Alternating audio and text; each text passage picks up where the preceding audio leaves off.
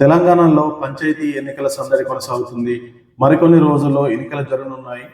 ఈ నేపథ్యంలోనే మాజీ సీఎం కేసీఆర్ తన వ్యూహాత్మకంగా అడుగులు వేస్తున్నారు.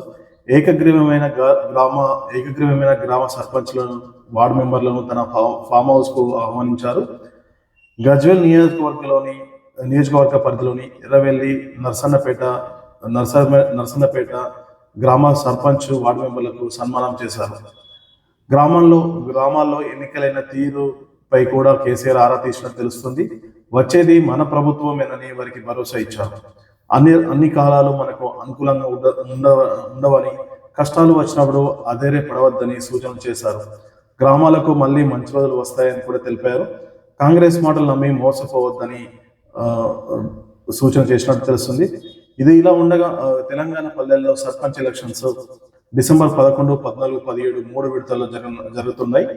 ఇప్పటికే సర్పంచ్, వార్డు మెంబర్లుగా పోటీ చేసిన అభ్యర్థులకు మొదటి విడత వారికి ఎన్నికల గుర్తు కూడా కేటాయించారు. పలు గ్రామాల్లోని సర్పంచ్లకు ఏకగ్రీవంగా ప్రజలు ఎన్నుకుంటున్నారు. మరికొన్ని గ్రామాల్లో మాత్రం ఆ సర్పంచ్ పదవికి వేలం వేసి ఎవరు ఎక్కువ వేలం పాడితే వారికే సర్పంచ్ పదవిని కట్టబెడుతున్నారు. ఇప్పటికే చాలా గ్రామాల్లో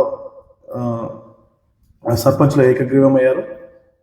వీటి నుంచి వచ్చిన డబ్బు, ఏకగ్రీవం ద్వారా వచ్చిన డబ్బును ఆయా గ్రామాల అభివృద్ధికి ఖర్చు చేస్తామని స్థానికులు తెలుపుతున్నారు.